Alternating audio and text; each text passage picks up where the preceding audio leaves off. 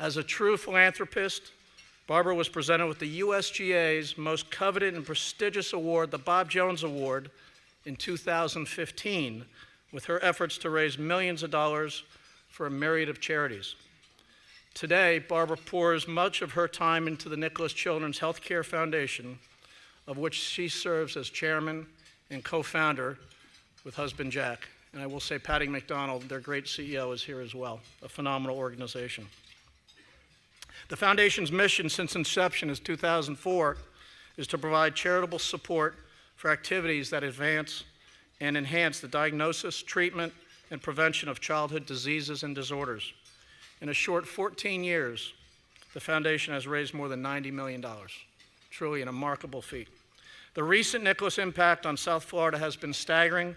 In 2015, globally acclaimed Miami Children's Hospital was rebranded Nicholas Children's Hospital. And then 2 years later, the entire Miami Children's Health System also took on the Nicholas name, now called Nicholas Children's Health Systems.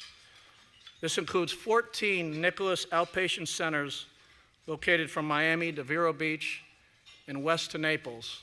And I must say quickly, we had a very emotional moment upstairs, and I won't get into details, about a family and their young girl who was taken care of at the Nicholas Outpatient Center. And just yesterday, she found out she was accepted to Vanderbilt University. A truly remarkable, very emotional time.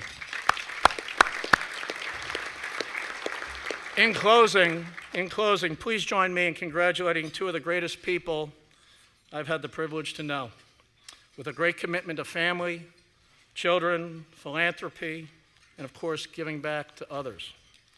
The 2018 Forum Club's Outstanding Public Service Award recipients, please welcome to the stage Jack and Barbara Nicholas.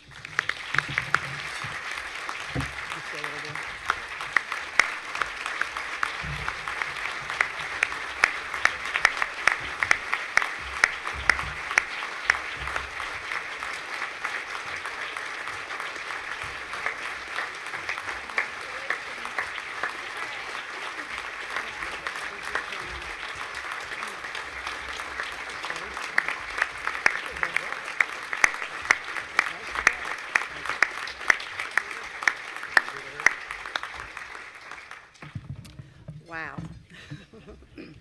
Thank you, Ken. Thank you, Ken. That was incredibly kind words. Ken's been a good friend to the entire Nicholas family for many years, and certainly a friend to Palm Beach County.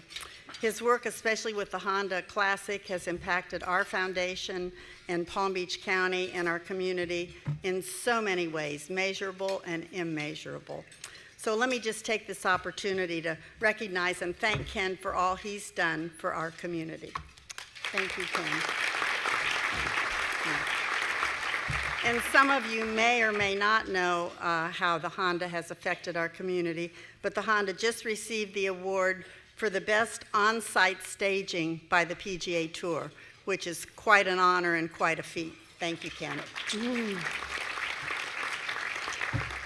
We'd also like to thank the Forum Club membership for selecting us for this wonderful honor. It's really humbling that you would think of us to do this when we love Palm Beach County. We moved here more than 50 years ago. It's our home, and as they mentioned, home of our 5 children and our 22 grandchildren. 20 of those were born in Palm Beach County. So Palm Beach County is truly our home. I know every time I look at Jack and I think about our lives, I can hear my dad saying, "Honey, always have a dream."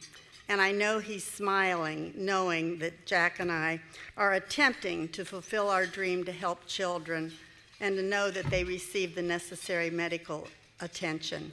A dream doesn't become a reality by chance. It takes hard work, determination, and dedication, and Jack and I both embrace all 3 of those words, so thank you.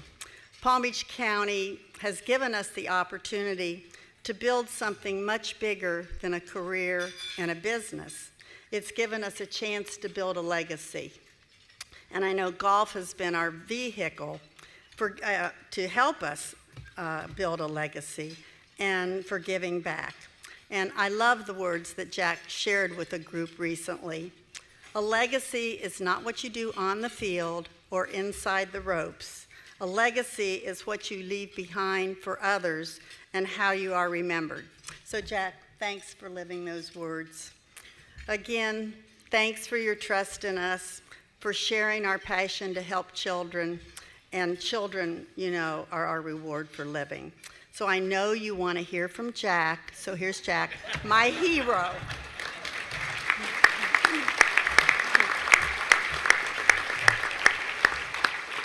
Well, you just heard from our foundation, our family. I just play golf. Probably the most important thing, though, that has happened to us, even though we've lived in Palm Beach County since the mid-'60s, happened back in 2004. And that's when the Honda tournament moved to our area. And a friend of ours named Fred Millsaps, who was running the charities for the Honda tournament down in the Fort Lauderdale area, came to Barbara and me and said, we've always supported children's charities. What in the Palm Beach area can we support? And I looked at Barbara and I said, do you want to go for it? And she said, yes. And I said, that's when we formed our foundation, which is obviously, in my opinion, the best thing we ever did. I mean, all I did was play golf all my life. Barbara supported me during that period of time. And then when I started doing golf courses, she supported me there, but was always in the background. Now, all of a sudden, after 40 years of that, we finally have another thing we're getting into, and it's my turn to support her. So for the last 14 years, I've done stuff that I've never done before. You know, charity's always been a part of golf, but I never really dreamed that, you know, what really went into it and what really happened. Just like Ken was talking about upstairs, the moment we had a little while ago. That's what makes this all worthwhile. When you see a family whose lives are changed by the work and the things that we've been able to be in a position to be able to lead and do, makes it all worthwhile. You all of you out here at some point in time have probably contributed somewhere towards what we do and the kids. And we thank you all very much for that through the years. It's been fantastic. And you know that we have raised a lot of money. We're going to continue to raise a lot more, but more importantly, it's what we see as the results. Life has always been our kids. In our foundation, we've contributed, I guess, a lot to the Palm Beaches, but the Palm Beaches are our home, and you've given us a lot more than we'll ever be able to give you. We've raised our family to have our business. We've done everything here that has been so important to our lives. And so Barb and I believe that the legacy we leave on earth is measured in the hearts you touched. We offer our sincere appreciation for touching our hearts today. We again thank you for the honor and for your continued leadership in our community. We appreciate all the things you do, all the things that you've continue to do here with the forum, and thank you for honoring us, and we much appreciate it very much. We're very honored to be part of your community. Thank you.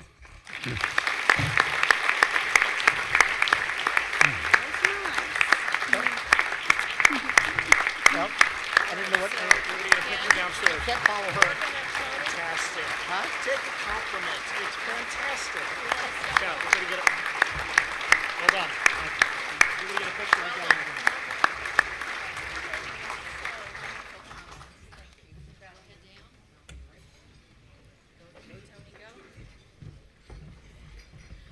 Quick break for a photo, people. Enjoy.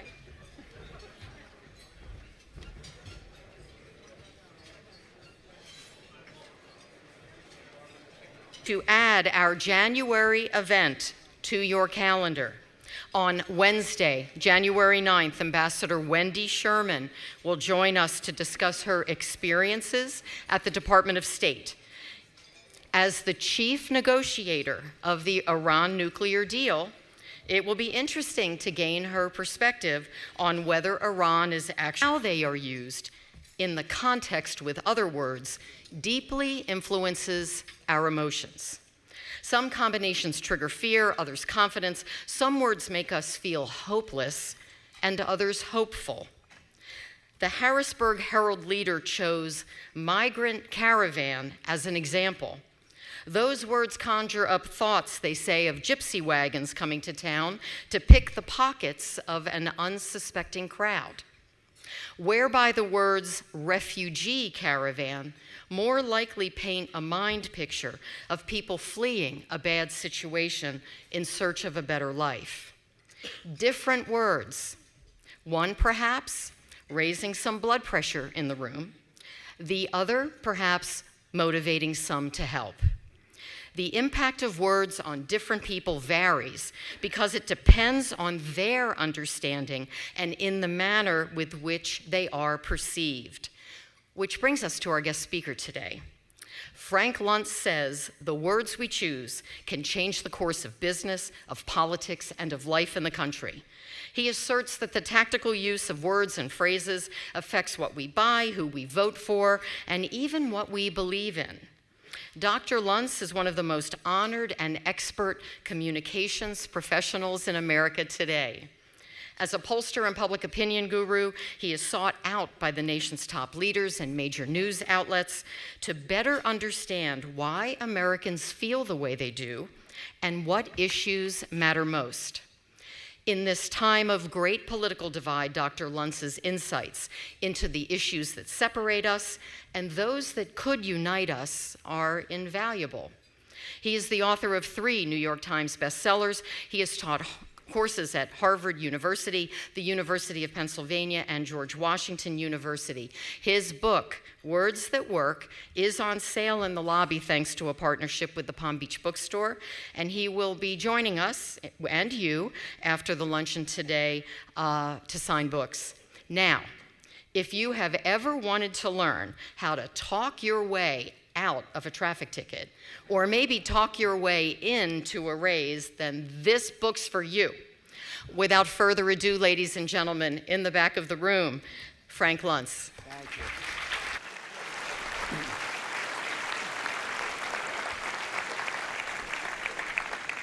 So I never know how to begin these, and I struggle, and I figure that something will come to me, and I have to admit, hello. So she's taking a picture of me, like facing that way. It's really smart.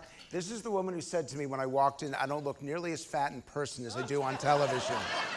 So thank you for that. You need to know that the head table said to me, no politics. There's a reporter here, and we don't want to divide anyone. We're so close to Christmas. So no political jokes. So what I'm about to tell you is true. I was attending the White House Christmas party last week, and I got the chance, I got the guts, and this was really hard. I wanted to know, what does the J in Donald J. Trump stand for? So I asked the president. You know what he told me? Genius.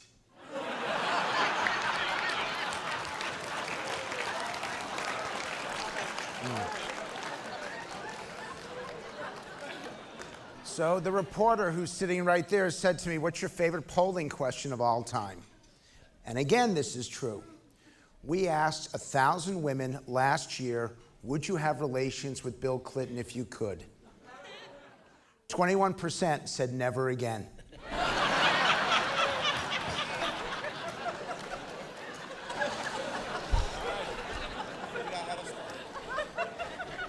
Yes, I really am full of shit. I apologize. So I'm going to walk through some language. I'm going to walk through some of the stuff that happened in 2018. I'm going to do something that doesn't usually happen here, which is I'm going to take your questions directly. But I'm going to ask you a favor, which is I will tell a couple of jokes, and they will be evenly balanced.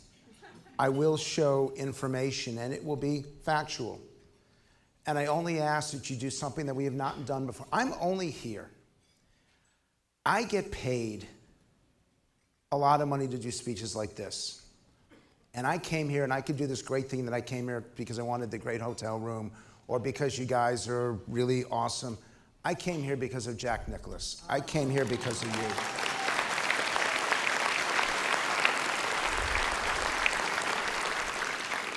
And I told him, because I'm an idiot, I told him that my favorite golfer growing up was, of course, Arnold Palmer.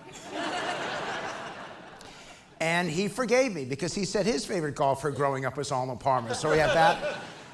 But Jack and Barbara, and I say this to the students who are sitting over here, and I'll be with you in a minute. The number one question I'm asked for is, who are our role models? Are there people out there that you can teach your children and your grandchildren, and by the looks of some of you, your great-grandchildren? So I'll go a little slowly for some of you. Who can you show them that they can grow up to be? Because there aren't that many people left.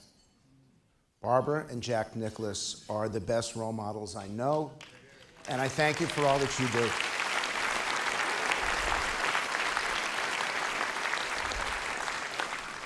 But you have another special person in your midst.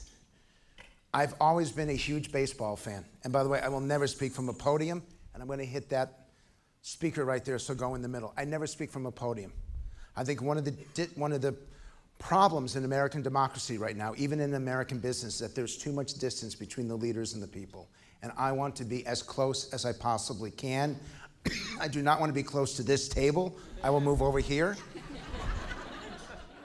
But you have someone in your midst who is one of the greatest baseball pitchers of all time, and who I am so proud to say has become a friend of mine. And every time I'm in his presence, I feel like I haven't done everything. I've done a lot of wrong things, but I haven't been that bad that I've gotten to know him.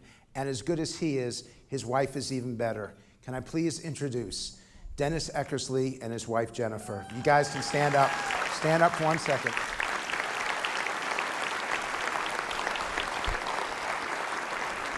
Actually, hold on 1 second, because I never got the picture before, so we're going to take a picture right here. Excellent. Okay, you guys can go now. Jack just said, can I sign it for him? You don't understand. Because of where I went to school, I never learned how to write, so that's why I need help. Okay, are we ready? Are we going to be nice to each other? We're going to respect each other? Let's go. That frog. Does the frog live or die? Does the frog live or die? How many of you think the frog lives? Raise your hands. How many of you think the frog dies? Raise your hands. You pessimists, you. If you think the frog lives, stand up. If you think the frog lives, stand up. Okay, stay standing, and no one else can get up. The ones standing are correct, but I want to know, why does the frog live? So, shout it out. Sir, why does the frog live? It is a real frog. Down. You horrible cynic, you. Why does the frog live? Because he says it's a gator head, not a whole gator. It's a whole gator. Down. Instinct. Why does, what's the answer? Instinct. Instinct? Not good enough. Down.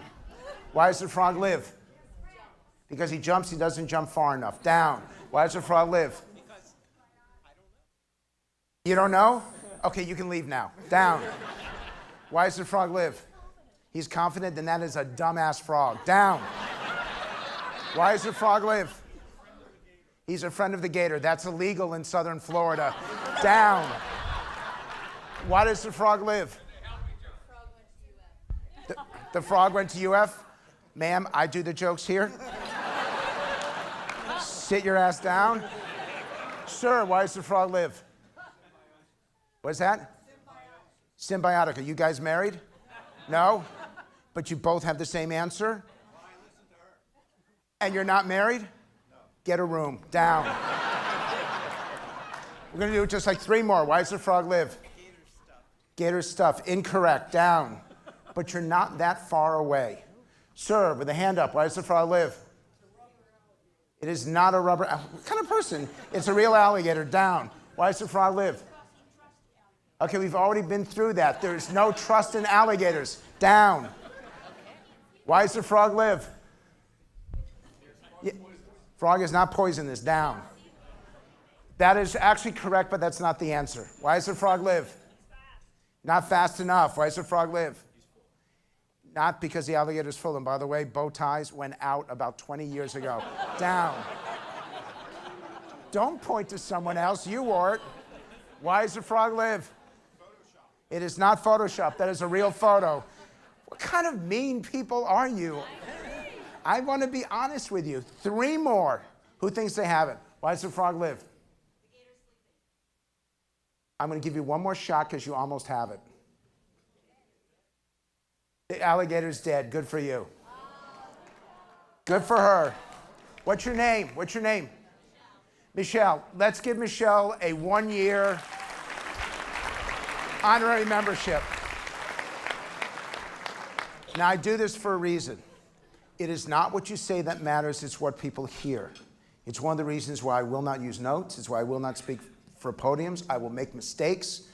I will get a joke wrong. I will get the order wrong. But you know that I know this material. You know that it is part of me. Authenticity is so important in American politics right now. Keep on eating, don't worry about it.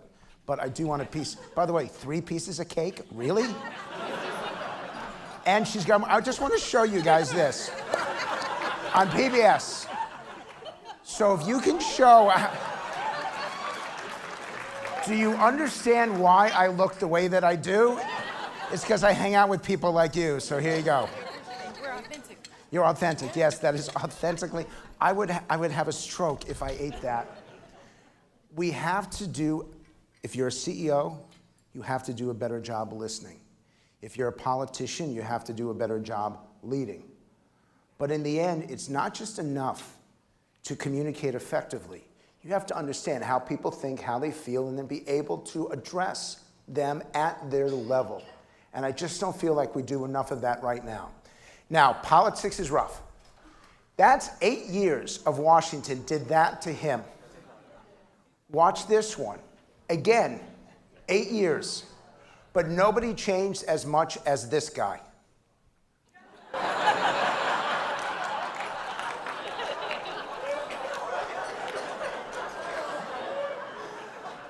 So I apologize, because I know I flipped the pictures for that last one. I'll correct it for the next.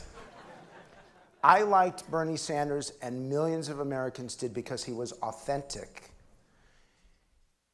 Hillary Clinton read from a teleprompter, and so did Trump. And Trump reading from a teleprompter, Stevie Wonder reads a teleprompter better than Donald Trump. But Clinton, she'd been president.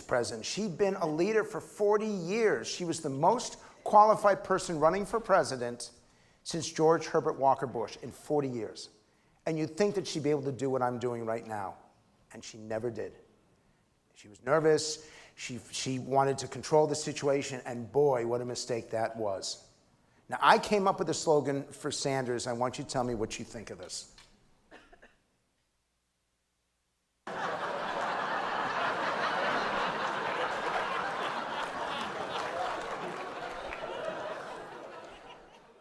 This guy, honestly, this guy was so old it took him an hour and a half to watch 60 Minutes. Now, this is one many of you will relate to. Sanders was so old, the only time he didn't have to pee is when he was peeing. Just something to consider. He was amazing. He was amazing because he would come out and he'd still be writing his speech and the pages might be out of order. And he came across as a college professor.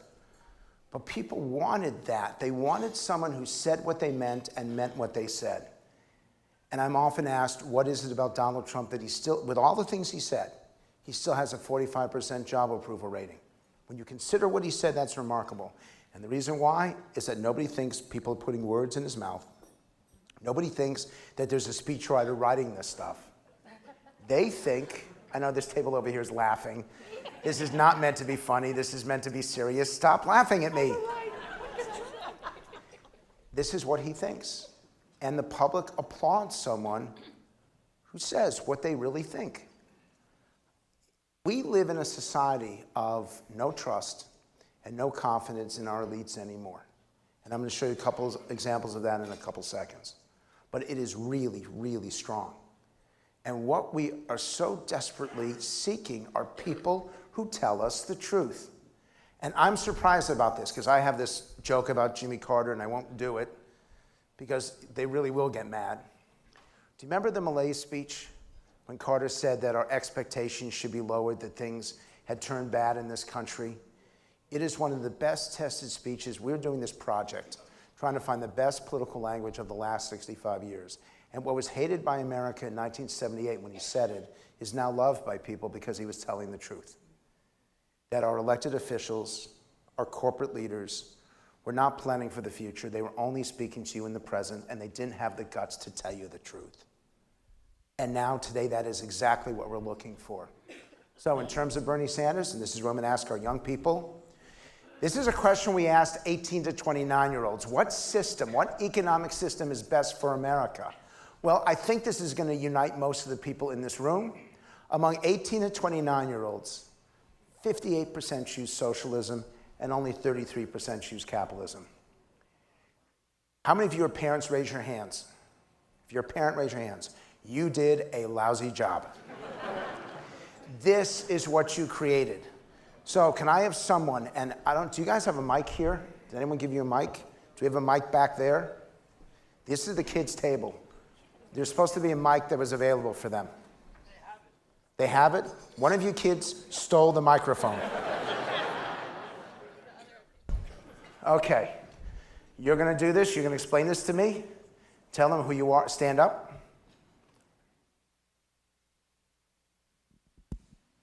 Hello. What's your name? My name is Eric Singleton. What year are you in school? Sophomore at Royal Palm Beach High School. What are you studying? I'm studying mechanical engineering. By the way, my mother would have done anything to get me to dress like he does. So if you want like new parents, let my parents know because they will adopt you for being. Why are kids socialists? I would speak on the notion that the value of the revenue formulated should be dispersed among everybody in society. Now, our wisdom is not going to reach the level that it will be when we're older.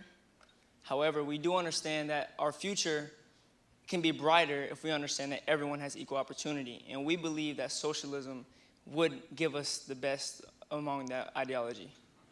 Do you agree with him? No. I got one more. So here's my question. Is it equal opportunity or equal result? After you see the opportunity, then you can measure the result at the end. But either way, steps should be taken forward towards the whole society. Are you hopeful for America? Yes. Are you hopeful for yourself? Yes. What would you do? Last question. What would you do? What would you teach us in this room that we should know about you and your generation so that people in this room can guarantee you that future that you see for yourself? What can we do for you? I would say understand that we believe the key to brightening up our future is opportunity. And until everybody in the youth understands that socialism is or isn't, we're going to continue to stick with socialism as our answer. And one more, what can you do for us? For as John Kennedy said, ask not what the country can do for you, ask what you can do for the country. What can you do for us in return for giving you that opportunity? What's your commitment to us? Stay on the right path no matter what. Good for you.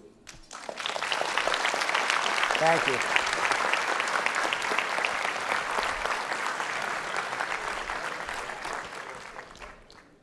I'm a very pessimistic person. If you know me, that he gives me hope.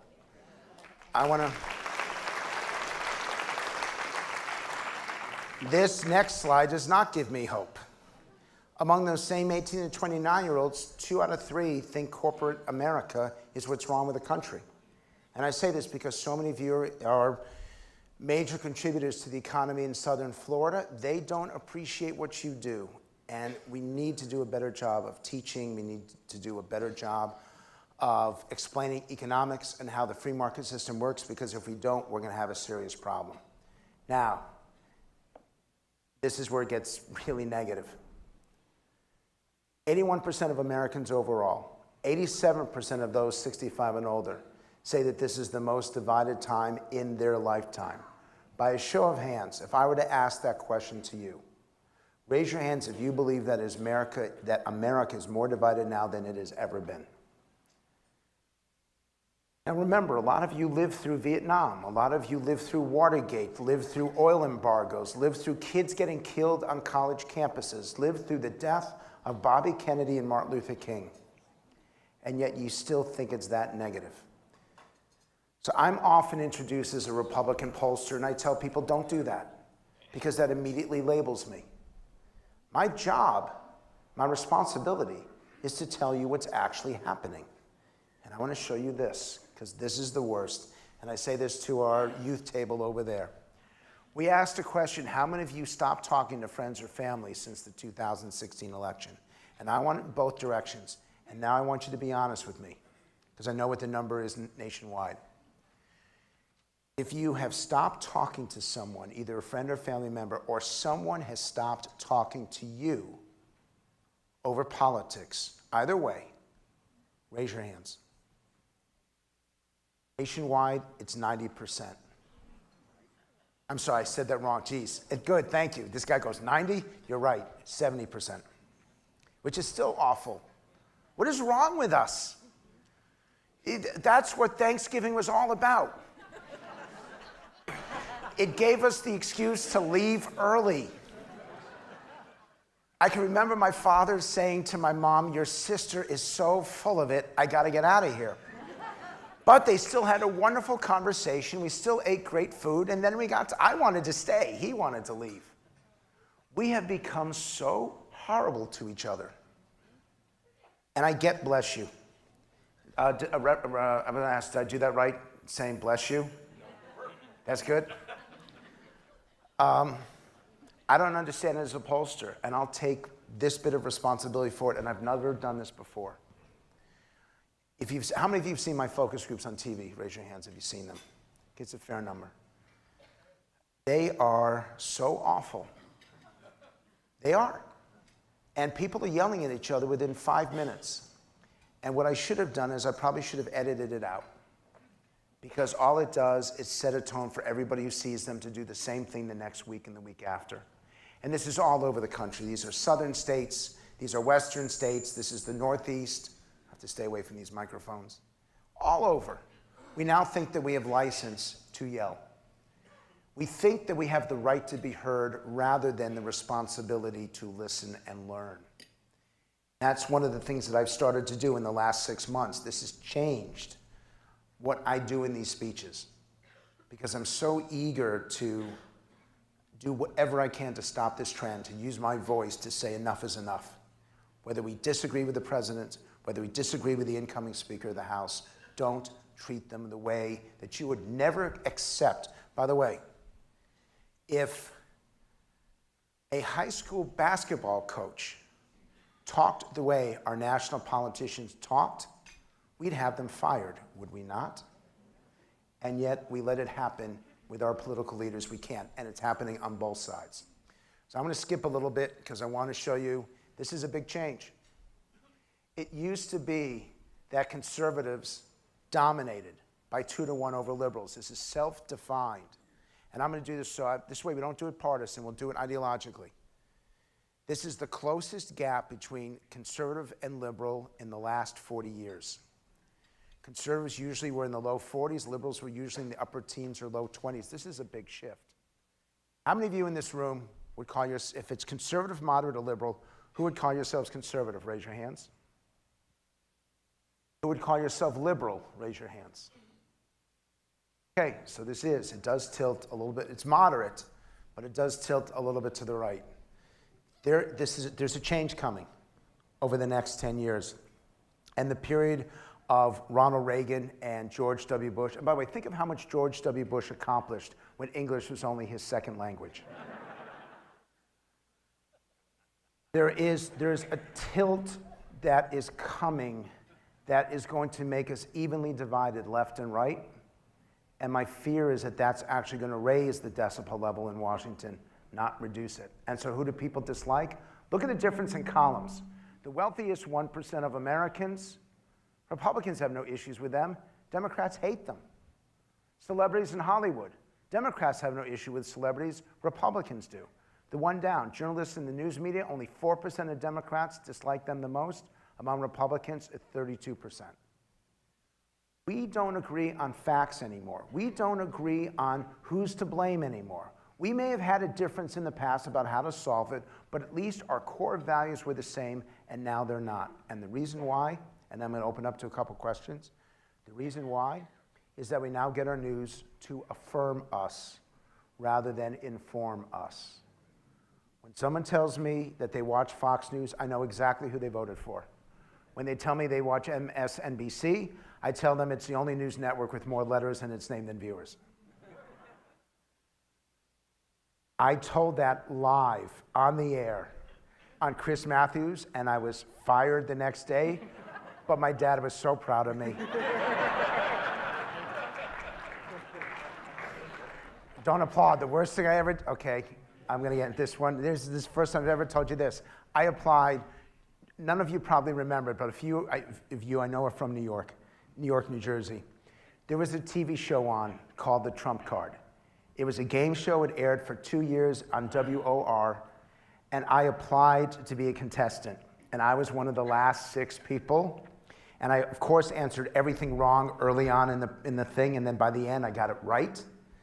The final question, like the big deal, the one that you bet everything on, name the largest mammal that swims. Quickly, what would you answer for that? You said a hippo. You'd say? You'd say whale. You'd say? You'd say whale. I said Ted Kennedy.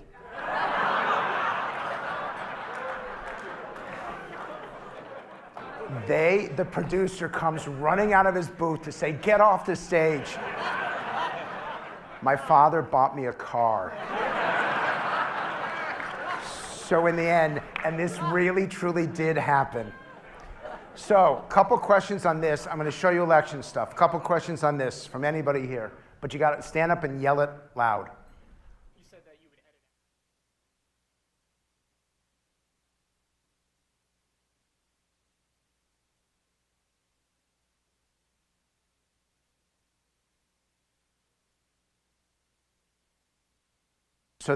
So he said that I would cut off the bad part, but my 60 Minutes piece had also the good part at the end. So the one that I actually did before, Oprah and I did a couple of groups together. She is remarkable. I would have loved to seen her run for president. I think it would have been a very interesting campaign. She, of course, told me, shut up and stop saying it. I was going to every group that I possibly could. She finally called and said, if you keep doing this, I will never invite you to my house ever again. And her house is big. The one that I did 2 nights before the election is when I realized, oh God, it was really bad. I had invited, we had 25 people. Go watch this. I'm going to give you a couple things to watch. 60 Minutes, it aired November 5th or 6th of 2016. They started yelling at each other within 10 minutes.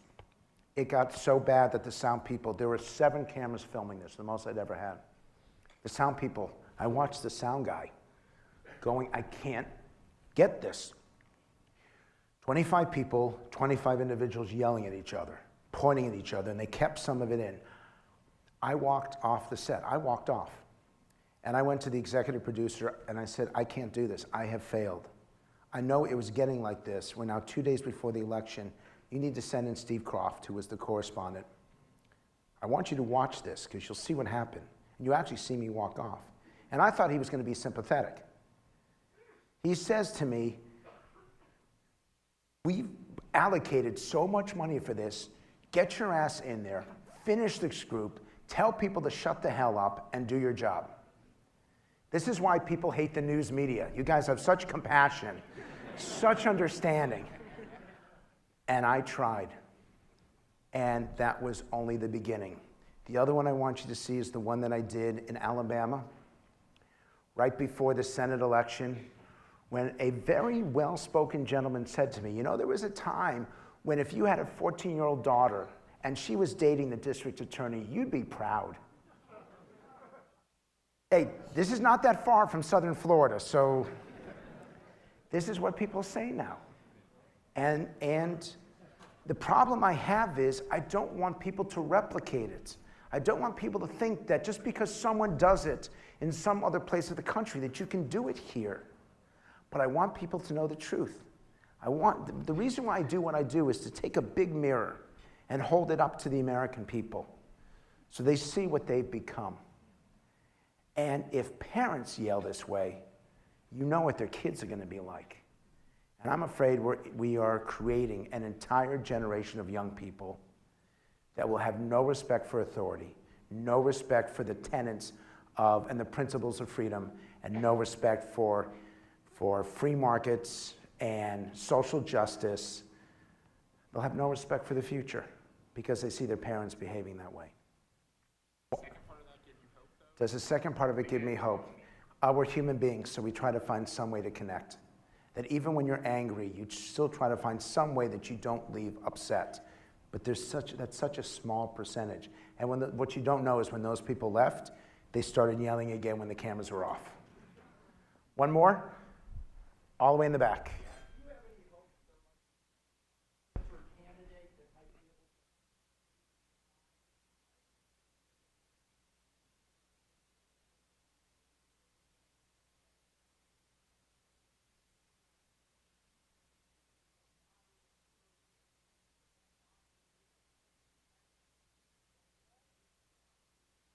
So do I have any hope that there could be a centrist candidate that captures I'll rephrase it, the economic conservatism and the social progressivism of someone like Mike Bloomberg? I want to show you something.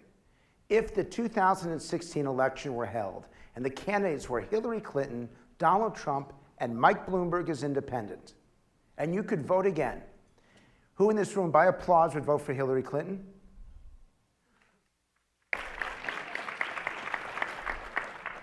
By the way, the entire Clinton vote is that little corner that's over there. Who in this room, if the three candidates, would vote for Donald Trump? And who in this room would vote for Mike Bloomberg? Bloomberg should have run as an independent. Bloomberg was credible. He was a great mayor of New York. He had that right combination of center-right and center-left rather than the two extremes. I think if Mike Bloomberg were to have run, he would have been significant, and I think he made a big mistake by running as a Democrat. Very quickly.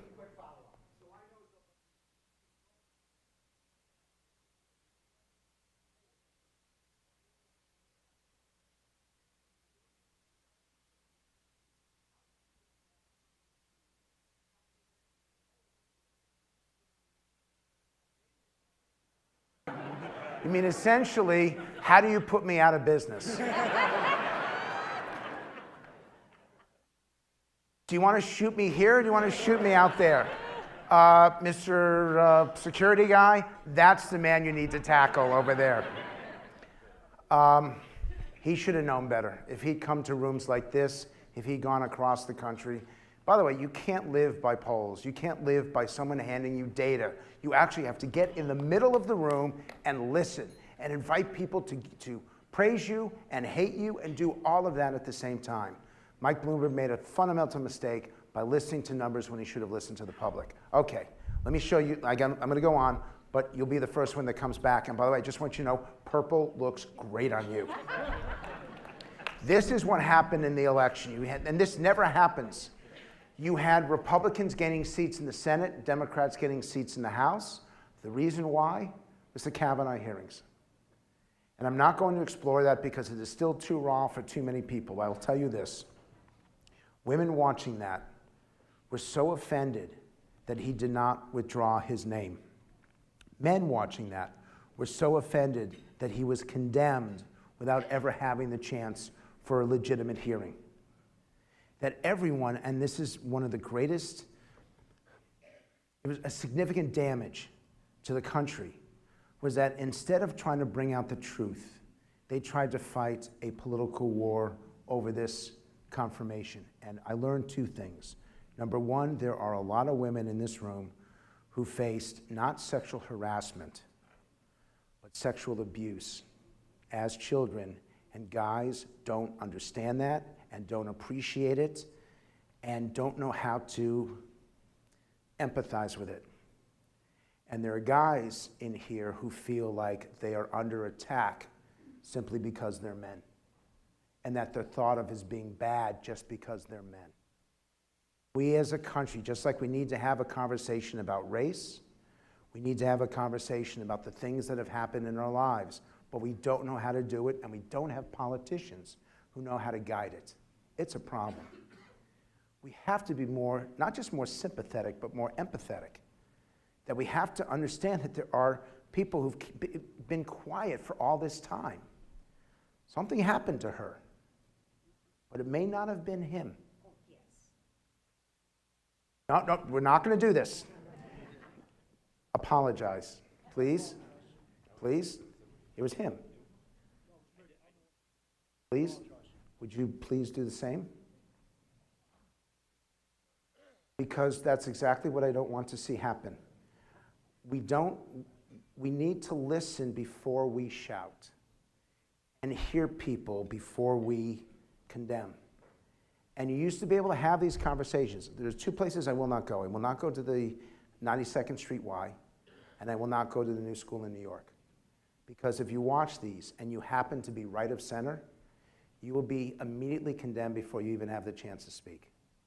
It's not right when someone on the right criticizes someone on the left, and it's not right for someone on the left to do the same thing on the right. Not in a public place like this. Let's teach our kids to learn. What happens in the classroom if a child thinks that a professor or a teacher is completely wrong? Should they shout out? Should they interrupt the class? I don't think so. So if you guys want to come up and have this argument with me afterward, well, let's do it, but just not in here. Let me show you a couple more. Thank you. This is the highest turnout in 100 years for an off-year election. Everybody voted. The Democrats voted because they did not like Donald Trump and they wanted to send a message, not just to Trump, but to the Republicans overall. They voted to send a message. There was a wave. There was a Democratic wave, even if they didn't capture the Senate. There was a smaller Republican wave out of Kavanaugh that made the election much closer. And that's why in Florida, right here, you had a 1% election with both the Senate and the governorship. I actually believe that if the Kavanaugh hearings had not happened, the Democrats would have won the Senate. I think that people watched it on the Republican side and said, I don't want that chaos. And by the way, it wasn't the hearings. It was the people who were blocking the doors, who were filling up the hallways, all the protests that happened right outside the Capitol and the Supreme Court. Republicans watched that and said, I may not agree with what's happening. I may not care about Congress, but I don't want chaos. And that's what they saw. And that's what caused, I actually blame Chuck Schumer for the reason why Democrats did not win the Senate. Let me show you a couple more here.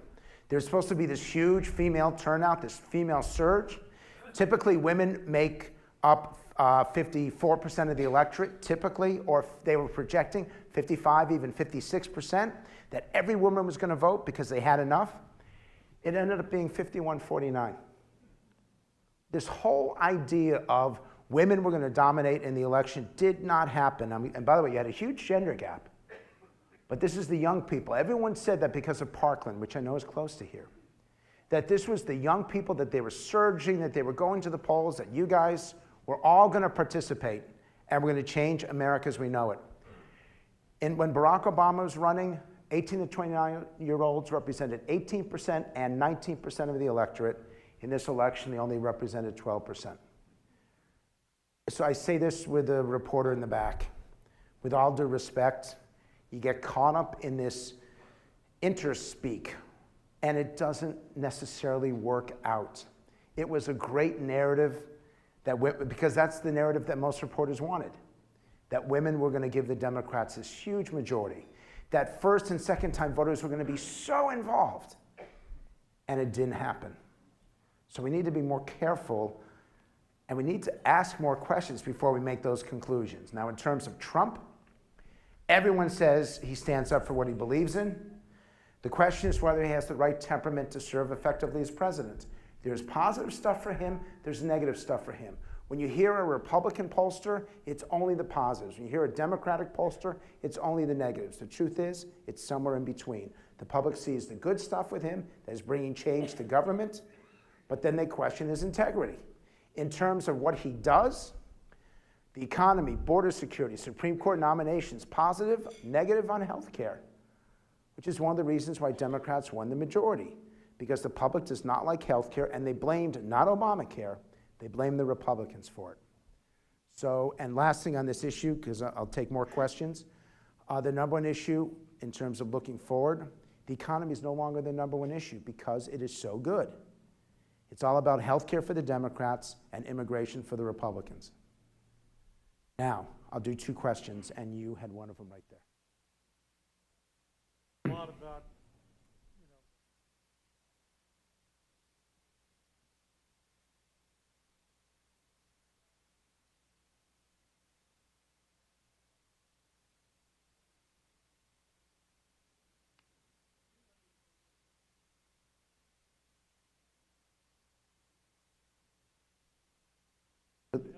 So great question. The question is, I talked about Fox, I talked about the media on the left.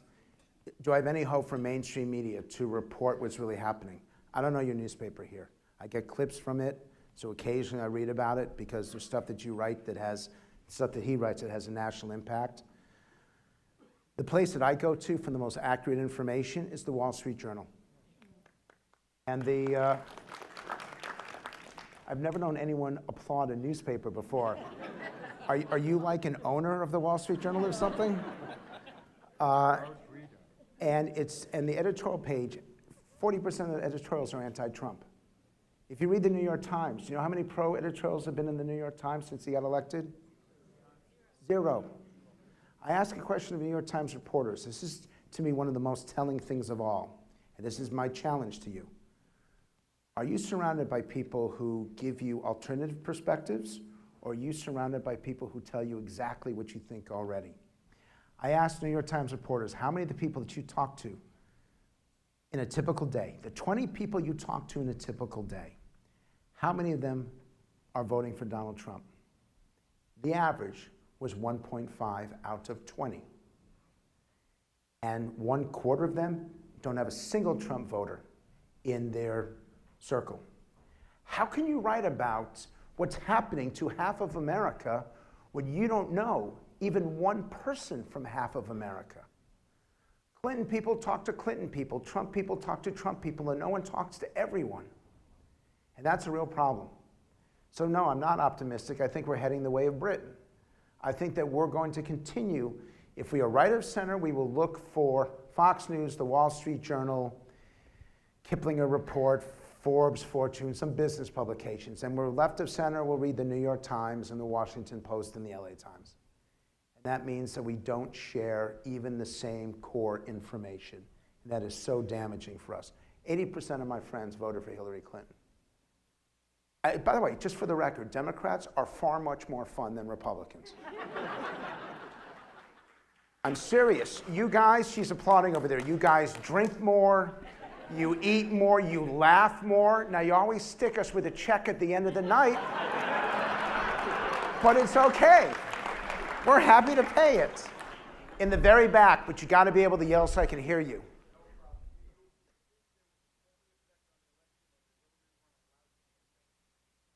Oh, do you really want me to answer that question? Ugh. So this is what started. So I told you guys about this in my house. I'm going to give you an answer. And this is what has always caused people to get upset with me. And I don't like answering it. Was there a polling effect, or did Hillary Clinton run a lousy campaign? It's not that she ran a lousy campaign. Comey. Oh, I thought she said Hillary. Oh, did Comey cause her to lose? Okay. I'm going to do it this way. The polls were actually correct. The polls had her winning by 3 points on Election Day. Guess what? She won by 2.1%. The national polling was correct. They got it wrong by state. And okay? So this is probably going to be the last one I do because it's so long. But actually, I'm going to give you the final question. I'm going to answer both of these. The exit polls in 2016 were wrong. They were dead wrong. And I look like an idiot because I called up, this is a true story, I called up Dick Cheney to tell him that Republicans were going to get crushed nationwide. I had access to all of them at 5:05 p.m., and I said to him, it's going to be a rout, he's going to get 320 electoral votes. Now, I am telling misinformation to a guy who actually shot his friend in the face. And I now have to, and his daughter's running for office. If he shot his best friend in the face, he doesn't even like me. What is he going to do to me? So the polls were wrong, and they were wrong for two reasons. Number one, if you live 10 blocks from a polling place, you didn't vote. Not white, black, Latino. It was urban versus rural. If you lived 10 blocks away, you didn't participate. If you lived 10 miles away, you absolutely came and voted, and you stood in line for hours. That was worth 2%. And the other one, I will not have time because I have to answer two things from him. And the other one was Hillary Clinton could have delivered her entire speech at the convention without notes, without a teleprompter, without a podium, without anything. If I was advising her, I would have said to her, when she came out, and she looked awesome, when she came out, she hugs her daughter, and she goes to the podium. She should have gone to the podium and done this. Pointed for the podium to disappear into the stage. And then she would have told everyone in the audience, look in front of me. Do you all see that there? It's a big-ass teleprompter. It's larger than that screen right there. And she would have said, turn it off. And everybody's looking at it, and when it goes off, you know what happens at a concert. I realized the last time you went to a concert was probably Elvis. But it would go off and everybody would cheer, and then the lights go down a little bit, and then people hold up their phones like they used to hold up cigarette lighters. You remember when you went to the Grateful Dead concerts? By the way, Jerry Garcia is dead, get used to it. And she then would have said, my opponent needed Wall Street speechwriters to tell him what to think. I have been doing this for 40 years. I know what needs to be done. Let's have a conversation. And she would have gone into the audience with a microphone, and she would have asked someone who traveled more than 1,000 miles to be there. She would have given them the microphone and said, what's on your mind? And let's say she gave it to someone who was really nervous and didn't speak. She would have done something that she never did on the campaign trail. She would have leaned over to them and gave them a hug. It's the physical contact that demonstrates empathy. She was so distant and so structured for someone who could have been so at ease. That would have changed the outcome as we know it. So it's not James Comey. It was Hillary Clinton. You got the last question. So I'm actually going to take the last two because the last one's short. You once said the best communicator of the last 50 years was Bill Clinton. His words were so good and spoken with such passion. Yeah, but you know why? Has anyone surpassed him? You know why? Not only did he feel your pain, he caused it while he was feeling it. And by the way, this was not set up. No. So that's why I had to interrupt, because whatever she was going could not give me the line like I wanted there. That's true. Bada bing, bada boom. He's playing the Catskills next weekend. Yes, please tip your waitress as well. Has anyone surpassed? Has anyone surpassed? Yes, I'm going to give you 2 Republicans and 2 Democrats to look for. Again, more homework. On the Democratic side, look at Michael Bennet, the senator from Colorado. He is a centrist. He is an amazing speaker, and he was the former superintendent of schools for the state, so he knows education. Watch him, and watch Mitch Landrieu, the former mayor of New Orleans. I was with him at the Iowa caucuses in 2012. He's a Democrat, I'm a Republican, I'm taking him around the state, and every press person who saw us, if they knew him, they'd say, what the hell are you doing with Luntz? If they knew me, what the hell are you doing with Landrieu? That's exactly what it's supposed to be. And I watched Landrieu bring crowds that were bigger than Mitt Romney, that he had a way that you should bring him here as one of your speakers, because he will make you feel so good about America. He'll answer your questions. He'll tell you the truth. And when you're done, you'll feel good about the country.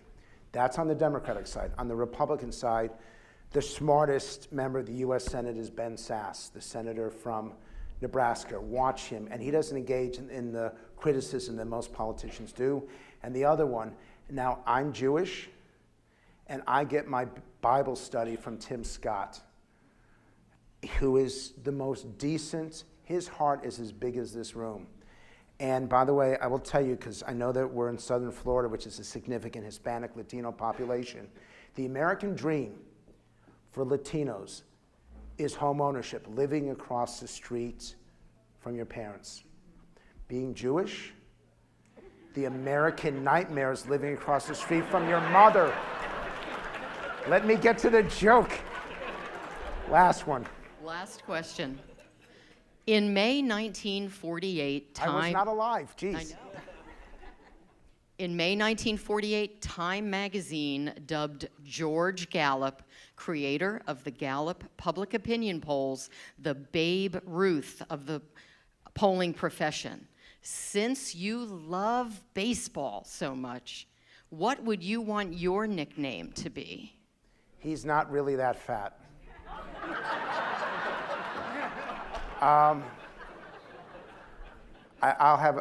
Okay, because this is my last shot.